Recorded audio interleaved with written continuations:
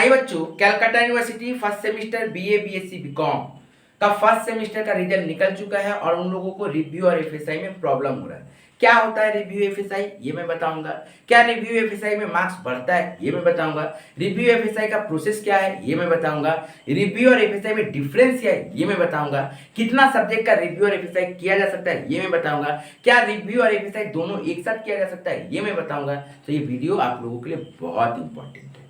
किसमें मार्क्स बढ़ेगा, रिव्यू और एफएसआई में मार्क्स बढ़ेगा, रिव्यू में बढ़ेगा, एफएसआई में मार्क्स बढ़ेगा, ये मैं बताऊंगा। किसमें ज्यादा मार्क्स बनने का चांसेस है, ये मैं बताऊंगा। रिव्यू होता क्या है, एफएसआई होता क्या है, ये मैं बताऊंगा। कितना मैक्सिमम सब्जेक्ट का आप रिव्यू और एफएसआई करा सकते हो, ये मैं बताऊंगा। कौन सा डेट तक आप ये रिव्यू और एफएसआई करा सकते हो, ये भी मैं बताने जा रहा हूँ। तो बहुत इंपॉर्टेंट वीडियो है आप लोगों के लिए। तो please BA BSc BCom semester 1 के बच्चे जितने सारे हो जरूर सब्सक्राइब करके रखिएगा। पूरा वीडियो को ठीक से देखिएगा ताकि आपको डिटेल में सब कुछ समझ में आए और अपने दोस्तों तक जरूर शेयर कर दीजिएगा। ठीक है बाबू, तो याद रखिएगा सबसे पहली बात, जैसे कि आप लोगों का रिजल्ट निकल गया है तो आप लोगों का रिव्यू और एफएसआई कब से हो रहा है, 18 जुलाई से लेके 25 जुलाई तक। 18 जुलाई से लेके 25 जुलाई तक का रिव्यू और एफएसआई का फॉर्म फिलअप होगा। एग्जाम का पोर्टल मतलब ऑनलाइन पेमेंट का पोर्टल भी दे दिया जाएगा, कॉलेज बता दिया है। और लिंक तो कलकत्ता यूनिवर्सिटी अपना नोटिस में दे ही दी है, किसी भी एग्जाम विंडो में आके आपको पेमेंट मतलब फॉर्म फिलअप करना है। कैसे फॉर्म फिलअप होगा सर, वो मैं 18 जुलाई को डायरेक्ट लिंक शेयर कर दूंगा। यदि आप चैनल में सब्सक्राइब करके रखते हैं और मेरा number WhatsApp number description box में है, तो आप व्हाट्सअप में मैसेज करके रखिए, तब मैं डायरेक्ट उसी दिन डायरेक्ट आपको लिंक दे दूंगा। तो आपको लिंक ढूंढने का दरकार नहीं पड़ेगा और यदि कोई प्रॉब्लम होगा तो मैं गाइड भी कर दूंगा। ठीक है बाबू, तो चलिए एक एक करके डिटेल में समझते हैं रिव्यू और एफएसआई क्या होता है। लेकिन एक चीज बात याद रखिएगा, इससे पहले कॉलेज का नोटिस जरूर देख लीजिएगा। जरूरी नहीं कि 18 से 25 है तो आपको 18 से 25 ही में करना है। कॉलेज हो सकता है आपको 22 को भी बुला ले, 23 को भी बुला ले, 20 को भी बुला ले, तो आपको उसके पहले ही फॉर्म फिलअप करके कॉलेज में जमा करना पड़ेगा। क्योंकि रिव्यू और एफएसआई का फॉर्म फिलअप करके आपको हार्ड कॉपी उसका कॉलेज में सबमिट करना पड़ता है पेमेंट के बाद। ठीक है, उम्मीद करते हैं आपको सब कुछ समझ में आया। चलिए अब रिव्यू और एफएसआई के बारे में जानते हैं। सबसे पहला बात कि आप लोगों का रिजल्ट निकल गया था। रिजल्ट निकलने के बाद आप लोगों ने जब रिजल्ट देखे हो तो उसमें बहुत सारे स्टूडेंट का अनसेटिस्फाइड रिजल्ट हुआ, अच्छा नहीं लगा उन लोगों को। आप लोगों ने तो फर्स्ट टाइम कलकत्ता यूनिवर्सिटी का एग्जाम दिए हो और फर्स्ट टाइम आप लोगों को रिजल्ट मिला है। आप लोगों को अभी बहुत कुछ सोचने का लग रहा होगा, आप सोच रहे हो कि ऐसे कैसे हो सकता है, इतना कैसे कम हो सकता है। लेकिन आप लोग 1-2 सेमेस्टर और दोगे तो आपको समझ में आएगा कि कलकत्ता यूनिवर्सिटी आपका बोर्ड की तरह काम नहीं करती है। तो आपको यहाँ पे अलग तरीके से पढ़ना भी पड़ेगा, प्लानिंग भी ठीक से करना पड़ेगा और कैसे हम लोगों को क्वेश्चन को ठीक से करना है, कैसे सजेशन को फॉलो करना है, वो भी आपको समझ के रखना पड़ेगा, जो कि मैं आपको सेमेस्टर 2 में पूरी तरीके से अच्छे से गाइड करूंगा। ठीक है, इसीलिए सब्सक्राइब जरूर करके रखिएगा क्योंकि सेमेस्टर 2 का भी एग्जाम डेट आने वाला है और इंटरनल और ट्यूटोरियल का तो एग्जाम डेट आ भी गया है। लेकिन सर रिव्यू ये क्या होता है, रिजल्ट से मेरा सप्ली लगा है या फिर अनसेटिस्फाइड है, सर रिव्यू और एफएसआई क्या होता है। तो सबसे पहले बात मैं ये बता दूं कि जो बच्चा किसी सब्जेक्ट में फेल हुआ है वो उस सब्जेक्ट का रिव्यू भी करा सकता है, एफएसआई भी करा सकता है। जो बच्चा फेल नहीं हुआ है, पास हुआ है, वो भी चाहे तो उसको यदि लग रहा है कि इसमें कम मार्क्स मिला है तो वो बच्चा उसमें रिव्यू या फिर एफएसआई करा सकता है। ऐसा नहीं है कि सिर्फ फेल वाला कराएंगे, पास वाले भी करा सकते हैं। तो पहला पॉइंट तो आप लोगों को क्लियर हो जाना चाहिए कि ऐसा नहीं है कि जो फेल हुए हैं वही कराएंगे। ठीक है ना, जो बच्चे पास हुए हैं सब सब्जेक्ट में या फिर किसी एक सब्जेक्ट में उनको कम मार्क्स मिला है उसमें भी वो चाहें तो रिव्यू और एफएसआई करा सकते हैं। ओके, क्लियर है। ठीक है, सिर्फ सप्ली सब्जेक्ट में नहीं हो सकता, बाकी सब्जेक्ट में भी आप रिव्यू एफएसआई करा सकते हो। Clear sir. नेक्स्ट, अब सर रिव्यू और एफएसआई होता क्या है, उसके बाद इसका खर्चा बताएंगे, प्रोसेस बताएंगे। तो पहले रिव्यू क्या होता है। देखो रिव्यू का दूसरा नाम रीचेकिंग भी होता है, ठीक है ना, उसका दूसरा नाम री एग्जामिनेशन भी होता है। क्या होता है ये चीज, इसका मतलब होता है कि आप जब रिव्यू के लिए अप्लाई करोगे तो आप यूनिवर्सिटी को रिक्वेस्ट कर रहे हो कि प्लीज थोड़ा सा मेरा आंसर शीट को देख लीजिए, क्रॉस चेक कर लीजिए, क्या कहीं पे नंबर बढ़ा जा सकता है? यदि नंबर बढ़ सकता है तो काइंडली नंबर को बढ़ा दीजिए, ठीक है ना। ये जब ऐसे ही आप रिव्यू का फॉर्म फिलअप करते हो तो आपका ये सेंटेंस लगता है कि आप यही चाहते हो, तो इसीलिए आपने फॉर्म भरा है, ठीक है। ये होता है रिव्यू का मतलब।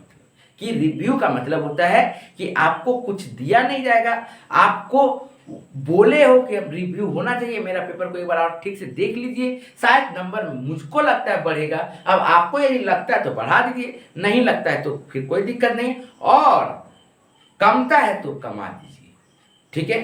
तो ये भी एक बहुत बड़ा बात है। बहुत सारे स्टूडेंट को ये भी लगता नहीं होगा कि रिव्यू से रिजल्ट कमता है कि नहीं। इसके लिए मैं डिटेल में वीडियो लेके आऊंगा जिसमें मैं बताऊंगा कि कैसे नंबर कमता है, कैसे नंबर बढ़ता है, कितना परसेंटेज का नंबर कम बढ़ सकता है। ये सब मैं डिटेल वीडियो अलग से लेके आऊंगा। इसमें यदि बताऊंगा तो आप लोगों को बहुत प्रॉब्लम होगा, हचपच हो जाएगा। इसलिए मैं कह रहा हूँ प्लीज सब्सक्राइब करके रखिए, चैनल को फॉलो करते रहिएगा, बेल बटन दबा के जरूर रखिएगा ताकि आपको सारा नोटिफिकेशन मिलते रहे, क्योंकि अभी आप लोगों का एग्जाम का समय है। बहुत सारा सजेशन अपलोड भी होगा और अपने दोस्तों तक जरूर शेयर कर दें। क्यों? क्योंकि वो आपको कंफ्यूज कर रहे हैं। तो बोलिए कि सर ने ये कहा है, क्या सर का बात गलत है?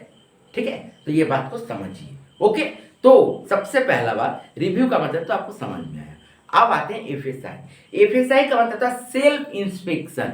हम अपना कॉपी देखना चाहते हैं, मेरा नंबर इतना कम नहीं आ सकता, मैं फेल नहीं हो सकता, कभी नहीं हो सकता, हम इतना अच्छा से लिखे हैं, मेरा नंबर इतना कम कैसे आएगा, ये आपका मन में है। तो आप क्या कराओगे? सेल्फ इंस्पेक्शन करोगे। वो बोलेगी कॉलेज ठीक है, ठीक, तुझको मतलब मेरा बातों पे विश्वास नहीं है, मेरा चेक पे विश्वास नहीं है, नहीं मुझे नहीं है, तो ले, तब तुम रिव्यू मत कराओ, तुम सेल्फ इंस्पेक्शन कराओ। तो एक काम करना, तो सेल्फ इंस्पेक्शन का फॉर्म भर। क्यों भरे हम? ताकि तुम्हारा जो आंसर शीट है मैं तुमको वो जेरॉक्स करके दे दूँ या फिर पीडीएफ फॉर्म में दे दूँ, कॉलेज को पहुंचा दूंगा। आप या तो कॉलेज आपको दे देगा, हैंड ओवर दे देगा, या फिर पीडीएफ दे देगा, या फिर हार्ड कॉपी देना होगा तो देगा, ठीक है। ऐसे ऐसे करती है। तो अब लगता है कि नहीं, हमको देखना है कहाँ गलती हो रहा है, मेरा देखना है, तो इसके लिए एफएसआई फॉर्म फिलअप होता है। लेकिन सर मार्क्स किस में बढ़ता है, चांसेस किस में जाता है? मैं यदि देख लूं और मुझको यदि मान लीजिए गलत लगा तो क्या करेंगे? तब बाबू उसका प्रोसेस फिर अलग है। यदि आपको लगता है कि इसमें मार्क्स बढ़ना चाहिए, फिर आपको वो एचओडी के पास जाना पड़ेगा, दिखाना पड़ेगा, सर को बोलना पड़ेगा, सर देखिए यहाँ पे मार्क्स मिलना चाहिए था, नहीं मिला, एचओडी कंफर्म करेंगे, प्रिंसिपल कंफर्म करेंगे, तब जाके फिर आपका फॉर्म आगे बढ़ेगा, ठीक है। लेकिन बहुत कम केस में ऐसा होता है कि एफएसआई में थोड़ा बहुत इधर उधर मतलब कि कम बहुत होता है, नहीं तो फिर नंबर मोटा मोटी वही रहता है, ठीक है। चेंज होने का डर कम रहता है, ना बढ़ता है ना घटता है। लेकिन रिव्यू में मार्क्स चेंज होता है, कभी कभी तो 5-6 नंबर तक का चेंज हो जाता है, 5 to 6 मार्क्स चेंज होता है, 1-2 हो सकता है। और ऐसा भी नहीं है कि किसी किसी स्टूडेंट का 5 to 6 चेंज भी होता है और किसी स्टूडेंट का एक नंबर भी चेंज नहीं होता है, ये भी याद रखिए। तो रिव्यू में क्या होता है कि चेंज होता है, ठीक है ना। मार्क्स तो बहुत मतलब कि 40 to 50% स्टूडेंट का एक्सपेक्टेड किया जा सकता है कि उन लोगों का मार्क्स चेंज होगा, या तो बढ़ेगा या तो घटेगा या तो पार रहेगा, ऐसा होता है, ठीक है ना। लेकिन एफएसआई में बहुत कम परसेंटेज हो जाता है अमाउंट चेंज करने का, क्योंकि आप ही ने तो कहा है कि मुझको कॉपी देखना है, तो वो आपको कॉपी दे दिया ना, वो फिर आपका कॉपी क्यों चेक करने जाएगा कि नहीं ठीक है हम देख लेते हैं फिर देते, नहीं, वो लोग कॉन्फिडेंट है कि तुम्हारा नंबर यही होना चाहिए, लोड लेना है तो लो, ठीक है। तो इसीलिए तो जो बच्चे ये सोचते हैं कि नहीं हम काहे क्यों मार्क्स कम गया, मेरा नहीं होना चाहिए था, वो यदि बच्चा रिव्यू भी कराएगा, ठीक है ना, फिर भी वो सेटिस्फाइड नहीं रहेगा, ठीक है। इसके लिए सेल्फ इंस्पेक्शन होता है। लेकिन सेल्फ इंस्पेक्शन में मार्क्स बढ़ने का क्राइटेरिया थोड़ा कम रहता है, रिव्यू में थोड़ा ज़्यादा रहता है, ठीक है। ऐसा नहीं कि एफएसआई में मार्क्स नहीं बढ़ सकता, बढ़ सकता है, ऐसा नहीं कि मार्क्स कम नहीं सकता, कम सकता है, लेकिन रिव्यू में थोड़ा चांसेस ज़्यादा रहता है, एफएसआई में थोड़ा चांसेस कम रहता है। ये बात समझ में आया? अब आप लोगों को ये समझ में आना चाहिए कि सर बेटर कौन है, बेटर कौन है, रिव्यू की एफएसआई? आप तो क्लियर बता दिए। तो बाबू देखो, सबसे पहला बात, रिव्यू का मतलब होता है संतुष्टि रखना। यदि आपको संतुष्टि है कि नहीं जो आया ठीक है, लेकिन सप्ली नहीं आना चाहिए था, 1-2 नंबर चलते सप्ली आ गया, मेरा तो एग्जाम बहुत अच्छा गया था, तो आप रिव्यू कराओ, तो आप चुपचाप क्या करिए, ये रिव्यू कराइए, मार्क्स बढ़ा तो ठीक है, मार्क्स गिर भी सकता है।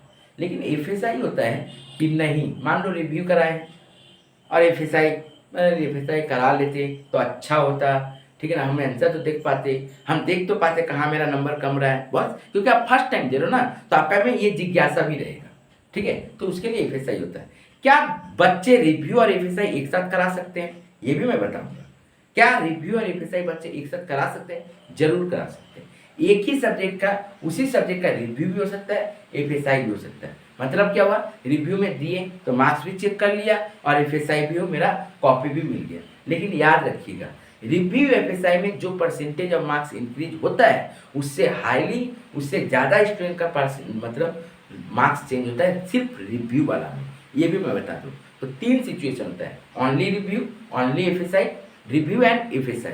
लेकिन सबसे ज़्यादा मार्क्स चेंज होने का अभी तक का जो ट्रेंड है, अभी तक जो ओल्ड सिलेबस में देखते आया है, उसमें रिव्यू में ज़्यादा मार्क्स का ऊपर नीचे होता है, ज़्यादा से ज़्यादा स्टूडेंट लोग का होता है, बाकी दोनों में थोड़ा कम रहता है। ठीक है, आया बात समझ में क्या बोला मैंने? ठीक है, तो यदि आपको लगता है कि नहीं हमको एफएसआई भी देखना है, हमको कॉपी भी देखना है, मेरा मार्क्स भी बढ़ाना है, तब रिव्यू और एफएसआई देखिए, ठीक है, नहीं तो खाली ओनली रिव्यू करिए और जिसको कॉपी देखना वो ओनली एफएसआई कर सकता है। लेकिन सर फीस बोल दिए तो हो गया, सर कितना लगेगा? अब सर क्या सारा सब्जेक्ट का हम करवा सकते हैं? ये भी तो इम्पोर्टेंट है ना, कि सारा सब्जेक्ट का रिव्यू और एफएसआई हो सकता है क्या? नहीं बात, सारा सब्जेक्ट का रिव्यू नहीं हो सकता है। अभी तक का जो नियम है, आप मिनिमम 1 सब्जेक्ट का, मैक्सिमम 2 सब्जेक्ट का रिव्यू करा सकते हैं। नहीं कराना है तो फिर फॉर्म में नहीं भरोगे, लेकिन यदि कराना है तो 1 सब्जेक्ट या फिर 2 सब्जेक्ट का रिव्यू करा सकते हो। एफएसआई सर, एफएसआई आप चाहे तो जितना सब्जेक्ट भी करा सकते हो, कोई दिक्कत नहीं है, लेकिन रिव्यू जो है सिर्फ 2 सब्जेक्ट मैक्सिमम करा सकते हो।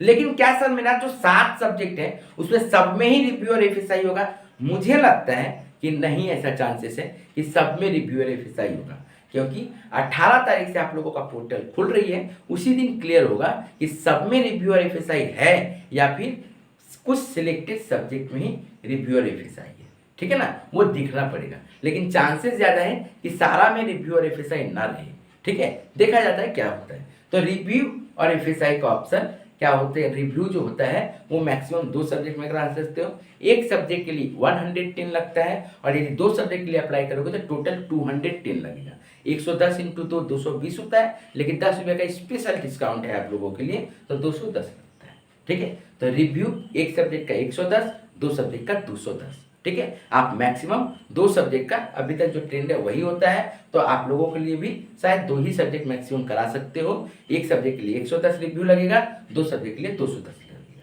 लेकिन क्या सर एफएसआई में क्या चार्जेज है? सेम चार्जेज नहीं बाबू, एफएसआई एक सब्जेक्ट का 500 लगता है। कितना लगता है? एक सब्जेक्ट का 500, 500 रुपया लगेगा एक सब्जेक्ट के लिए। तो प्लीज़ अच्छे तरीके से सोच समझ के डिसीजन लीजिएगा, ठीक है, कि क्या करना है और क्या नहीं करना है। ओके, उम्मीद करते हैं आपको सारा डिटेल बातें, पैसा से लेके 2 सब्जेक्ट करा सकते हैं कि नहीं, कितना सब्जेक्ट करा सकते हैं, ओके, रिव्यू और एफएसआई एक साथ करा सकते हैं कि नहीं, ये सब कुछ की जानकारी आपको मिल गया है। तो उम्मीद करते हैं कि आप लोगों को ये वीडियो अच्छा लगा होगा। लाइक जरूर करिएगा, सब्सक्राइब नहीं किया तो जल्दी सब्सक्राइब कर दीजिए और बेल बटन दबाना नहीं भूलिएगा। जितना ज़्यादा दोस्तों को शेयर करना है कर दीजिए, आप लोगों का ही हेल्प होगा। Thank you.